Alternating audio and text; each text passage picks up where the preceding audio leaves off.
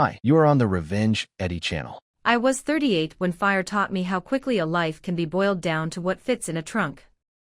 I live in Northern California, the kind of place where people keep emergency go bags and still hope the wind will spare them because the view is pretty.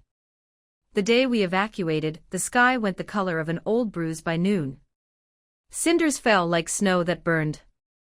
I threw photo albums into the trunk, my grandmother's cast iron skillet, my passport, my cat in a carrier that used to be for picnics. I forgot socks and took 3 chargers for a phone that barely worked. I tried to decide which coffee mugs counted as memory and laughed, the wrong kind of laugh, alone in the kitchen. My husband, Eli, is a paramedic. He was on shift, riding into places where fences explode and people stop being brave.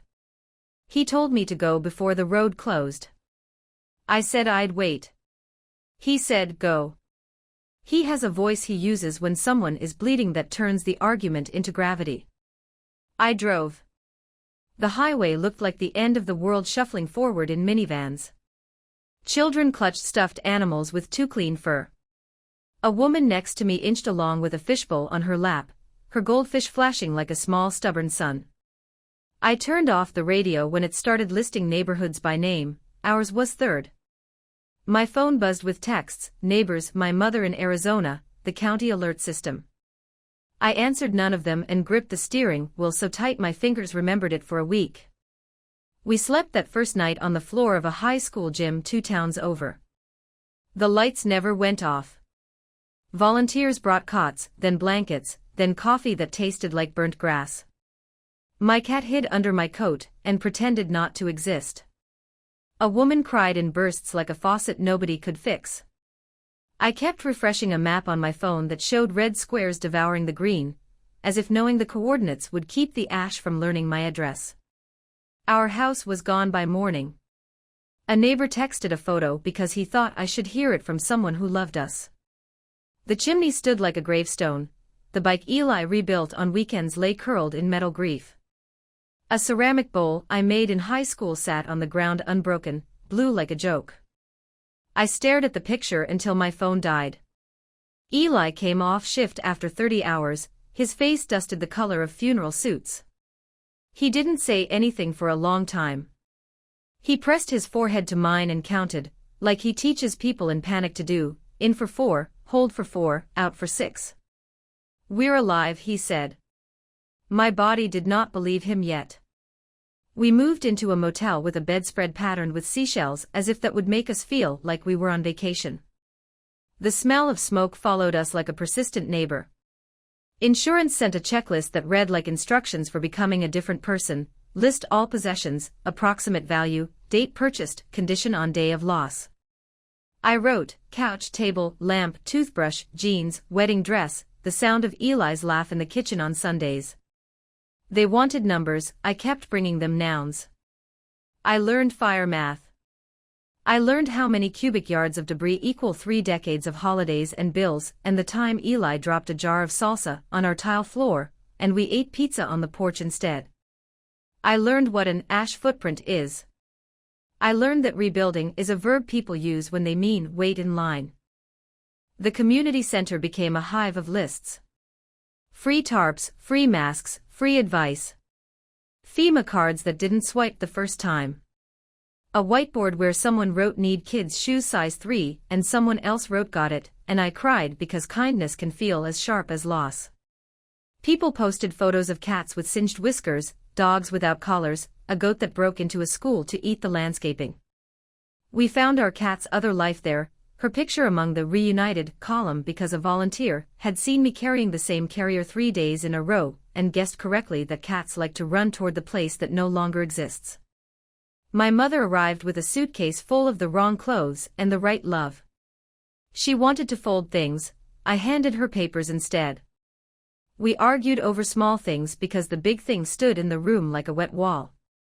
She said, "At least you're safe," and I said, "I know," and hated that phrase for the way it erased everything between lucky and whole. Eli and I fought too. We fought about whether to rebuild, about whether to move, about whether to keep the skillet that now smelled like a campfire you can't extinguish. We fought because the only thing we could control was how we aimed our voices. He went back to work after a week because that's what heroes do on TV. I sat in the motel and filled out forms that asked me to describe my home in square feet, not seasons. The first time we went back to the lot, I wore boots and a mask and the jumper I had on at our last barbecue. The air tasted like coins. The street signs were gone, the trees looked like matchsticks that had been to war. Our mailbox had melted into a shape that might have been a bird if you were generous. I sifted ash with a strainer like I was making soup of what used to be us. I found the ceramic bowl intact, blue in the gray. I held it like a newborn. Eli found 2 marbles from the jar we kept near the door for kids who visited. They looked like planets that somehow stayed cool. Rebuilding broke us in ways the fire hadn't. Contractors with glossy brochures promised timelines like fairy tales. The county office had lines that circled the block. By the time you reached the window you had forgotten your own address. Our insurance agent said, unprecedented, so often it stopped meaning anything. The cost of lumber rose like a miracle for someone else. We argued about floor plans for a house we hadn't been approved to build. We argued about whether to have children now, later, never. We argued because grief likes to throw its voice. Eli started working extra shifts. He came home with stories he didn't tell, smoke in his hair I couldn't wash out. I started volunteering at the distribution center because sitting still felt like admitting defeat. I handed out N95 masks and boxes of cereal, and listened to strangers list their losses like rosaries. An old man asked if anyone had seen his wedding ring. We sifted his ash together until the sun gave up. We did not find it. He said, "Thank you for looking," and the way he said it made me believe in the holiness of trying. One afternoon at the motel laundry room, I met a woman named Taryn who had a baby on her hip, and a kind of laughter that sits in the pocket of despair and refuses to budge. We folded sheets together and she told me she had lost her truck, her chickens, her job, and her temper yesterday at a clerk who asked for a utility bill from a house that no longer existed. I told him I pay in ash now, she said. We became friends because there wasn't time to become acquaintances first. It took 8 months to get a permit.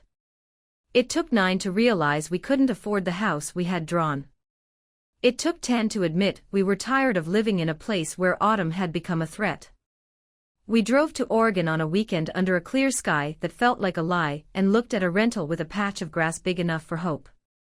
We sat in the car and didn't speak. If we move, Eli said, who will we be? He meant, what do you call a person after their town has burned and they leave? I said, alive. He laughed once, without joy, and then again with a little. We moved. I mailed keys back to a lock that had melted long ago. I kept the blue bowl on the new kitchen counter and filled it with lemons because yellow is a kind of rebellion.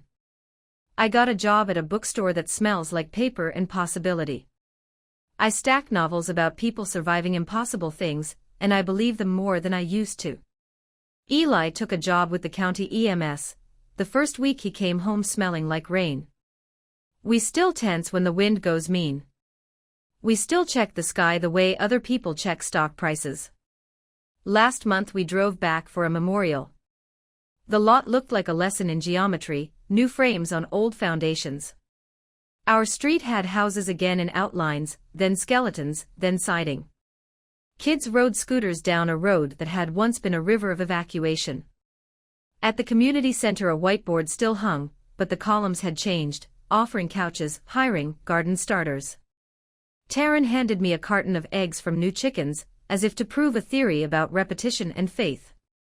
The old man with the missing ring had learned to wear his wife's necklace on a chain. He tapped it and said, I remember without looking down now. We didn't move back. I thought the town would take that personally, but it didn't. Towns don't care if you leave, they care if you remember. I do. When the wind rises, I light a candle for people packing trunks. I keep my go bag by the door even in Oregon because caution is a habit that learned my name. I plant rosemary by the kitchen window because it survives heat it shouldn't. I sleep. Some nights I dream we are sifting ash and I find, not the ring, but a spoon I loved as a kid, a note from my father, a key to a door that opens into the yard we have now. I wake grateful for a dream that returns something, and does not demand proof. What did the fire take? A house, a street, a calendar full of ordinary days. What did it leave? A bowl, 3 marbles because Taryn added one she found where her chickens roam, a marriage that is smaller and truer, a person who knows that safety is not the same as certainty. I don't pretend there's a lesson in flames. I only know that when I make eggs in my grandmother's skillet, the smoke alarm in this new kitchen works, and I am grateful for the kind of noise that saves you.